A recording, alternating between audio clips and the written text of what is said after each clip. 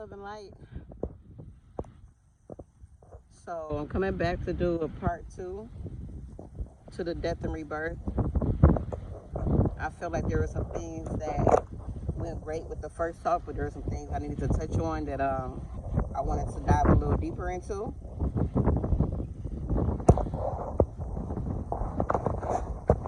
This is my backyard, y'all.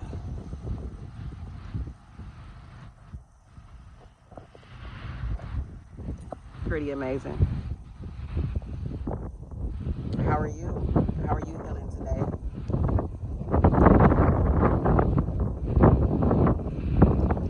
I'm full of love and light and happiness and peace and joy.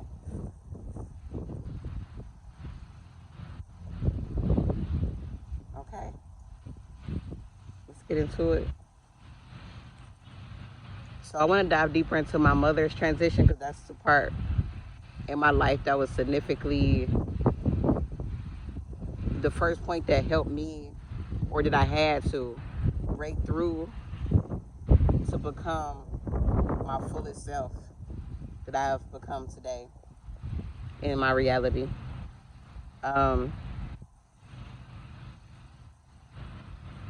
Sometimes the hardest thing to cope with is that sometimes when the safety net is released from up under us, we have to tune in and tap into all that we are supposed to be and all that our mission includes for our full life experience as a whole.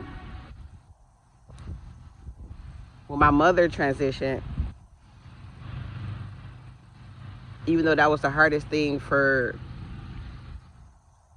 in my full life experience, the biggest moment in grief that I had created for myself, or the biggest lesson that I would say that I had to learn thus far as grieving and moving on and really learning and tapping into what my peace is, was when my mother transitioned. So like I said in the first video, I just felt empty. I just felt like I didn't want to move on or go on with my life without her being here. And I didn't understand what it would mean if I became okay with continuing my life as an individual. Growing up, I was the only child, and my mother and I were super close. And one of the things that I had to walk into was, what was my purpose? Why was I still here? And my mother was basically my safety net for the first 28 years of my life, because no matter what, I always knew that if something got too hard or I wasn't able to, I felt like I would be able to get through something, I could just call my mom, and she was my safety net basically through life. And I wouldn't be tapped into the fullness of myself now if I didn't have to walk through that specific life lesson of grief and suffering.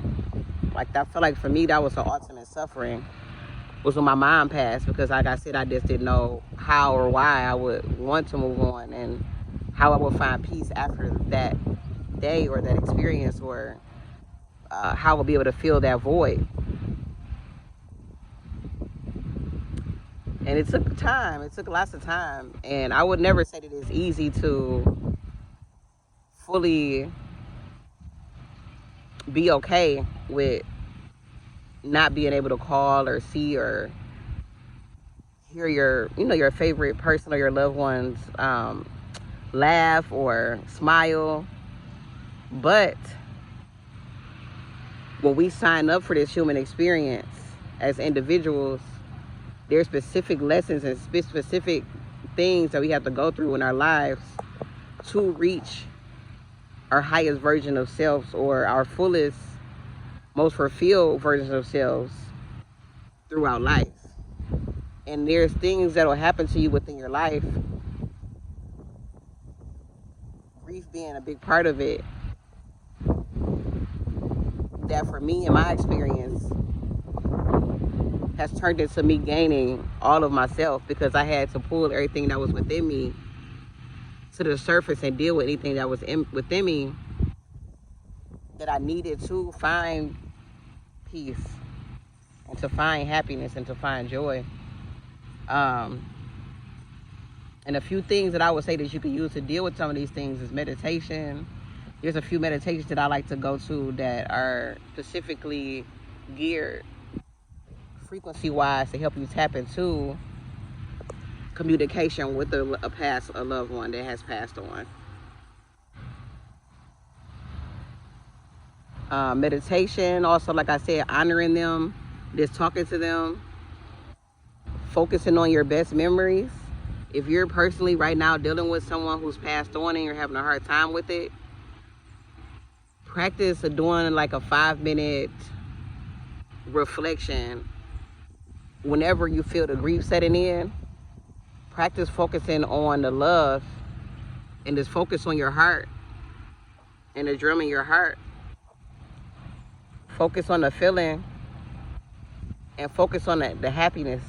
Focus on tapping into the happy memories. Just any good memory you have with that loved one, just try to play it in your mind like an old video camera and walk through that memory, moment by moment, as closely as you can, and let that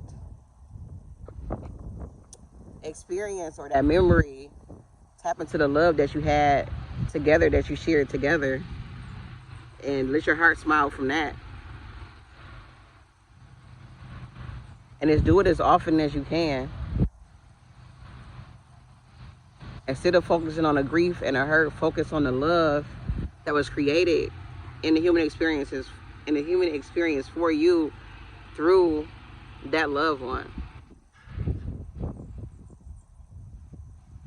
In the shower, sitting outside, sitting in front of a fire, in the dark, however you're led to. Just focus on the love and focus on the happiness that was created between the energy that still exists.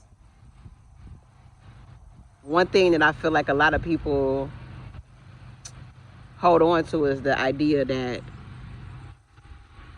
this human experience is set up in past, present, and future. And even though they are, it's not linear. It's circular, meaning that it's all connected.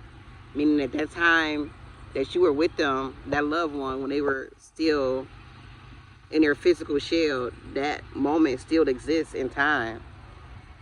So tapping into it is basically revisiting that moment, time traveling to that moment, because it still exists. And I have many, many happy memories of my mother and I that I could tap into, as small as or as young as being maybe 1.5. I can remember back to that far of positive, great memories that my mother and I created in this incarnation together.